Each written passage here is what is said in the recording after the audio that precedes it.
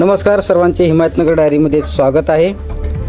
Himayatnagar police स्टेशनचे नवीन police निरीक्षक लक्ष्मण केंद्रे यांची पत्रकार परिषद संपन्न। पोलीस निरीक्षक केंद्रे यांनी पत्रकारांशी साधला संवाद। हिमायतनगर पोलीस स्टेशन येथील पोलीस निरीक्षक पदाचा पदभार स्वीकारल्यानंतर प्रथमच त्यांनी पत्रकार परिषद घेतली।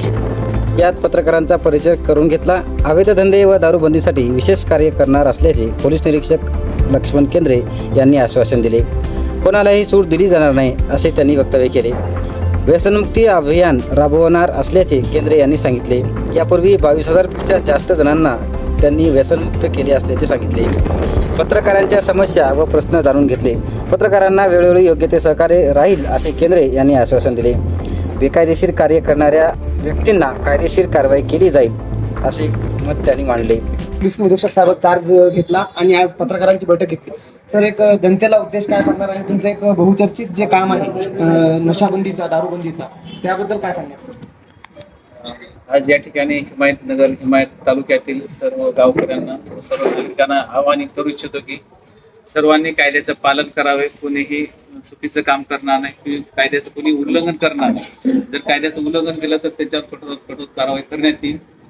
या ठिकाणी एवढं सांगेल की कायद्याचं कोणी उल्लंघन करू नये। त्याचबरोबर जे दारूचं व्यसन आहे या गावामध्ये आल्यानंतर माहीत झाले की मोठ्या प्रमाणात व्यसनाचं प्रमाण जास्त असल्यामुळे डॉक्टरांच्या सहकार्याने गावोगावी कॅम्प घेऊन त्यांना औषध देऊन त्यांना दारूतून मुक्त करण्याची डॉक्टरच्या मदतीनं, पोलिसांच्या मदतीने व पोलीस पाटलांच्या सहकार्यानं तिघांच्या संयुक्त विद्यमाने गावोगावी कॅम्प घेऊन मोहीम सुरू करत आहोत। सदरची मोहीम ही गुरुवारपासून सुरू होत आहे। सुरुवातीला 8 गाव आपण निवडलेले आहेत, त्या गावामध्ये गुरुवारपासून सुरू होऊन जाईल।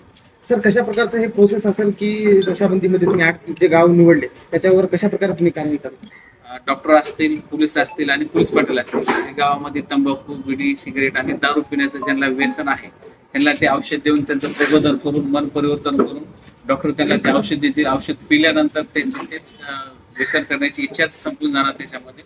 अशा प्रकारे त्यांना ते मुक्त करण्याचं काम, व्यसनापासून मुक्त करण्याचं काम केलं जाईल। सर, आपलं जास्त फोकस नशाबंदीवर आहे, परंतु तालुक्यामध्ये अवैध धंदे जसे की रेती, गुटखा आणि सुरुवातीला बोललो की जे काही चुकीचं आहे, यावर आपला फोकस राहील का? जे गैरकायदेशीर आहे, प्रत्येक गैरकायदेशीर कामाला त्यांच्यावर कायदेशीर कारवाई केली जाईल। आपल्या वतीने सर तालुकावासियांना काय आवाहन केलं जाईल? सर्वांना, तालुक्यातील सर्व नागरिकांना एक आवाहन करण्यात, कुणी चुकीचं काम करू नये। जे कोणी चुकीचं काम करते किंवा गैरकायदेशीर काम करते त्यांच्यावर कायदेशीर कारवाई करण्यात येईल। त्यांच्या शाळकरी मुलींना जे चिडीमार मुलं जे शिकवतात त्याच्याबद्दल आपण काय ऍक्शन घेणार? त्याबद्दल चिडीमार पथक करून त्यांच्यावर योग्य ती दंडात्मक कारवाई केली जाईल। सर, याचबरोबर काही दिवसापूर्वी हिमायतनगर शहरामध्ये चोरीचे गाड्या हे खूप मोठ्या प्रमाणात आढळले होते आणि त्याच्यावर मोठी कारवाई करण्यात आली होती। तरी यामध्ये अद्यापही या गावामध्ये खूप असे गाड्या आहेत त्यांच्याकडे कागदपत्र नाहीत आणि ते उदरनिर्वाह त्यांच्यावरच आहे। त्याच्यावर कशा प्रकारची कारवाई असणं आणि कशा प्रकारचे तुमचे निर्णय? त्याचा अभ्यास करून किंवा त्याच्यावर विशेष मोहीम राबवून त्याच्यापर्यंत कायदेशीर कारवाई करण्यात येईल। वाहनधारकांना काय आव्हान असेल सर आपलं? वाहनधारकाला विनंती आहे की सोबत जे RC बुक सोबत बाळगावे, लायसन्स सोबत बाळगावे। सोबत नसेल तर कमीत कमी मोबाईल मध्ये तरी RC बुकचा त्यांचा फोटो असावा कमीत कमी त्याच्यामध्ये। आणि सर काय गाडीच्या सायलेन्सरचा करण्याकरता लोकांना त्रास होतोय सर, ते मोठमोठे आवाजाचे सायलेन्सर लावलेले आहेत, त्यांच्यावर जे मोटर वाहन कायद्याप्रमाणे त्यांच्यावर दंडात्मक कारवाई केली जाईल। सर, काही स्कूल बसवाले आणि शाळा ट्युशनवाले जे प्रवासाचे वाहन आहेत त्यावर ओव्हरलोडिंगची जास्त प्रमाणात होते, तर त्याकडे जरा लक्ष द्यावं अशी आमची विनंती आहे। त्यांच्यावर मोटर वाहन कायद्याप्रमाणे कारवाई करतात।